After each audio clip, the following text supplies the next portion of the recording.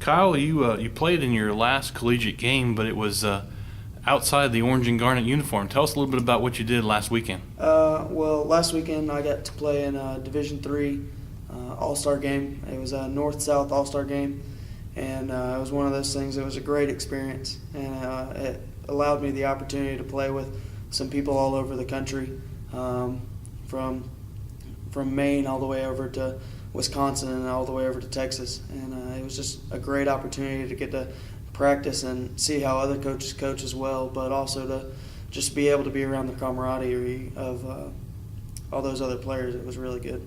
How'd you find out about the invite? I actually found out about the invite from another bowl game that's held in Mexico, but the head coach had signed me up for.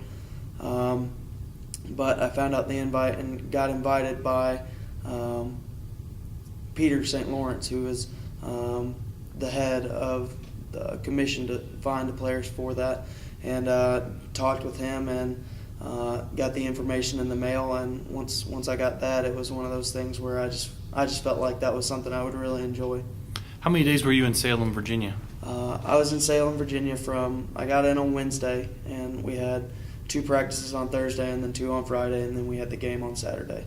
Tell us a little bit about what you felt preparedness-wise, or I guess the quality of competition you played against. The quality of competition was just unparalleled to what I've seen so far. I mean, everyone there was very good.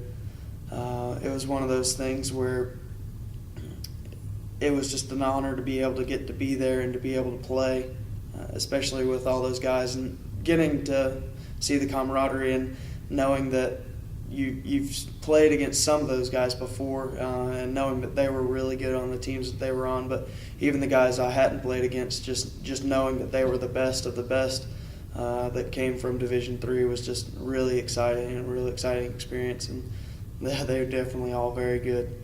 And on Saturday, you actually were surrounded by your family. I believe 5 or 6 teammates came up, and also Coach Iruli.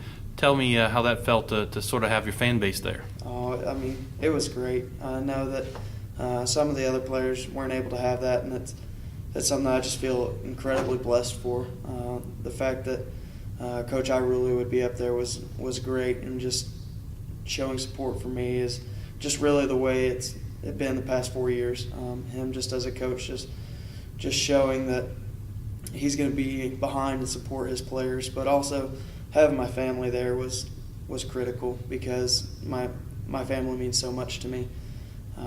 But having my friends there was great. Having them be there in the front row cheering me on was really awesome. Even though it was a little bit of a drive and rough weather for them, it was a great experience. Well, at Maryville College, you had 350 career tackles, which is the #1 all-time tackle leader in 117 years at Maryville College football. Tell us a little bit about what that record means to you, but also talk a little bit about your longevity and not having the injuries and being in on 350 tackles. Well, definitely the main thing what that means to me is my defensive line, and everyone around me is doing a great job. I definitely couldn't do anything without them. I know that since I've been here, the defensive line has been great, and they've done their job. And if they had to come underneath the block, they came underneath the block, and were very assignment oriented and weren't the kind of people that would play their own game just so that they could get stats. And that definitely means a whole lot to me. But I mean, it's a great honor, and but I definitely couldn't have done it without those guys. But the being able to play without having very many injuries is just something that I feel very blessed about.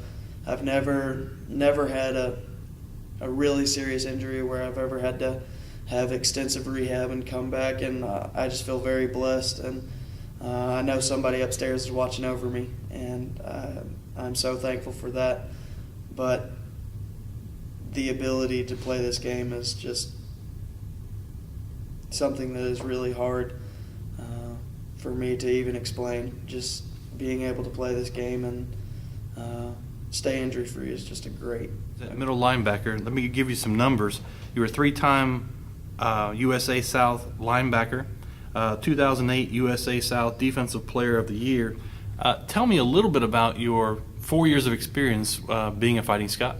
Well, I think I'd all have to start freshman year when I came in thinking that, maybe I was going to get some playing time, but being behind a really good linebacker in Chris Howerton, came in just wanting to get onto special teams and to do whatever I could to be able to see the field and get to play. And it's one of those things where I got a few tackles freshman year doing special teams and stuff like that, and so that very much excited me. But coming into my sophomore year, I really wanted to prove to everybody that I could do that, and that I could be a linebacker to replace a great linebacker that had just left. And after my sophomore year, I was very honored to receive the honors that I did, and I knew going into my junior year that it was one of those things where I needed to do that again, and I needed to show people that wasn't a fluke. And so I was incredibly happy my junior year when I received the Defensive Player of the Year. It was just very, very humbling, and I'm just very thankful to receive that award. And coming into this year, I really just wanted to have a great time. And being a senior and being able to be with all my brothers that I've played 4 years with and had such a great experience with, I just really wanted to go out there, have fun, and have a great time, but play as hard as I could as well. And I really think that this past year was just a great experience to cap. Outside of football, or you can include football as well, what do you perceive your legacy is going to be graduating from Maryville College?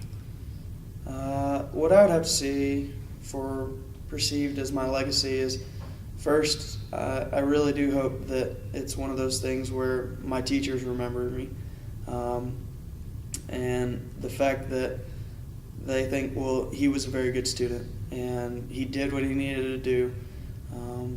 And also, if individuals remember me because of my accolades for football, that's a great thing, I feel like, as well. But the main thing is, we harp on it here, is the fact that you are a student athlete. And any athlete in Division III, that's what they are first, is a student. And so hopefully I get remembered at the fact that I worked hard in my classes and that my professors remembered me. But also remembrance because of my talents on the football field would be something I would very much appreciate too. Final question. Where will we see Kyle Chewning in 10 years, and how has Maryville College contributed to that? In 10 years, I will more than likely be somewhere in Georgia coaching high school football. I don't know, maybe sometime at this point, maybe in 10 years, being a head coach. And that's something I would love, and just being around the sport is incredibly exciting for me, and being able to coach others in a sport that I love is something that I greatly look forward to. And my experience here has really helped me to understand really how much time and effort it takes to put into being a coach, but also in what I've learned from being my classes and being a teacher, and realizing that does come first. And even though football is a great sport and can teach so many life lessons, you really have to apply yourself in the classroom.